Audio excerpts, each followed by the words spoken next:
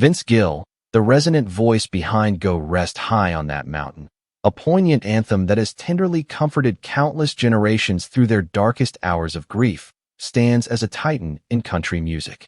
With an astonishing 22 Grammy Awards adorning his shelves and an undisputed place among country music's most revered and respected names, Gill has meticulously built his enduring legacy not on fleeting trends or superficial glamour, but on the bedrock principles of unwavering honesty, profound humility, and a heart brimming with authentic emotion.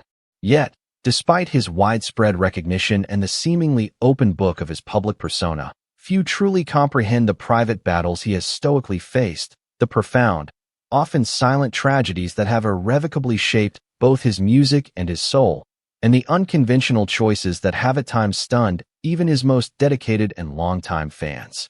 What he has just recently revealed adds an entirely new, deeply human layer to an already illustrious career, a journey defined by quiet strength, profound resilience, and an unwavering devotion to his craft and his loved ones. In the year 1968, Vince Gill was merely an 11-year-old boy living what appeared to be a simple, idyllic, and joyful childhood in the suburban tranquility of Norman, Oklahoma. His days revolved around the comforting routines of school, the warmth of shared family meals, and the profound comfort he found in patiently picking out simple melodies on his cherished little 4-string tenor guitar. His father, J. Stanley Gill, a respected federal judge by profession and an ardent amateur musician by passion, frequently played alongside his young son, gently nurturing the boy's early love for music and fostering his raw talent. Vince's world, grounded in the comforting rhythms of a close-knit, loving family, felt secure and predictable until one shattering phone call pierced that tranquility and changed everything. The devastating news arrived. His older half-brother, Bob Cohen, had been involved in a horrific car accident.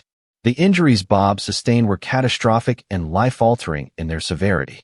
He fell into a deep coma that would tragically last for 3 agonizing, hope-draining months. For young Vince, who had always looked up to his energetic, free-spirited older brother with boundless admiration, the sterile and hushed confines of the hospital became a haunting place filled with oppressive silence and lingering fear. When Bob finally regained consciousness, he was no longer the vibrant boy Vince remembered. The accident had left him with profound and permanent brain damage. He could no longer speak coherently, care for himself independently, or interact with the world in any meaningful way. The lively boy who once ran through thunder-drenched fields with Vince, laughing and teasing, was effectively gone, replaced by a heartbreaking, unresponsive version of himself, a spirit trapped inside a broken body. For Vince, this was not merely a loss through death, but a deep emotional rupture in the very fabric of his family life. Watching his parents, especially his beloved mother, quietly grieve while caring for a son who was no longer truly present left an indelible mark on his young soul. Bob remained in that diminished condition for the next 25 years before passing away in 1993. By then, Vince had already become a celebrated and Grammy-winning musician. That same year, he released Let There Be Peace on Earth, a Christmas album filled with personal emotion and reflection. One song on the album, It Won't Be the Same This Year, became a raw expression of his grief, capturing the aching absence of someone once loved, not just in death, but long before that in life itself. Vince would later reflect in interviews, "Every time I sing that song, I see that 11-year-old boy again." The tragedy did more than mark his childhood with sadness. It shaped his voice, his vulnerability, and the deep empathy listeners hear in his music today.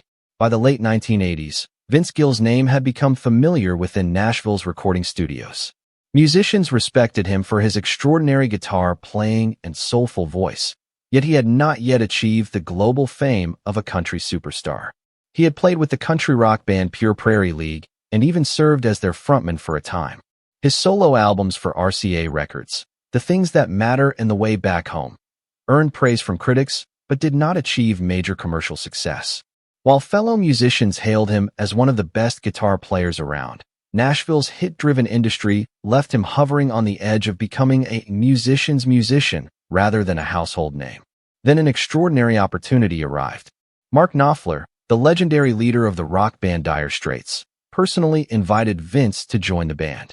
At that time, Dire Straits were among the biggest acts in the world, riding the massive success of their album Brothers in Arms and performing sold-out stadium tours across continents.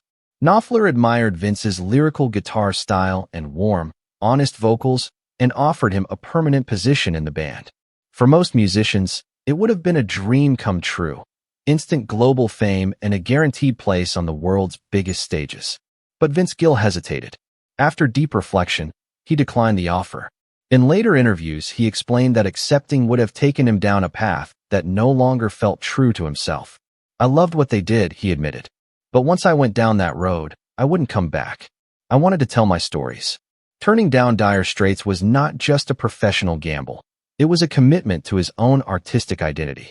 For years afterward, especially during difficult periods in his career, he wondered whether he had made the right choice. Then everything changed. In 1989, he released When I Call Your Name, an album that became a defining moment in country music. The title track, a gentle and heartbreaking ballad, showcased the emotional depth of his voice and won him his first Grammy Award.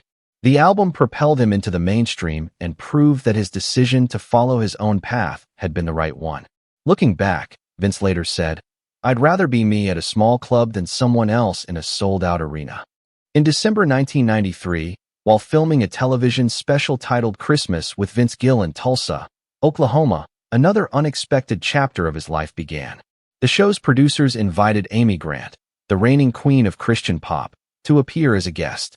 When she walked into the rehearsal room, Vince immediately noticed her vulnerability and exhaustion after a demanding schedule. With his gentle humor, he greeted her warmly, easing the tension in the room. That evening they sang together, and their voices blended with effortless harmony. It was supposed to be a one-time collaboration, but it sparked a connection that would grow over time. Over the next few years they worked together again, including a duet called House of Love. At that time both were married to other people. Vince to Janice Oliver of Sweethearts of the Rodeo, and Amy to Christian singer Gary Chapman. Both marriages were quietly struggling, though the public did not know it. Despite rumors, Vince and Amy insisted that their relationship during that period remained respectful and professional. Eventually, however, both marriages ended, Vince's in 1997 and Amy's in 1999.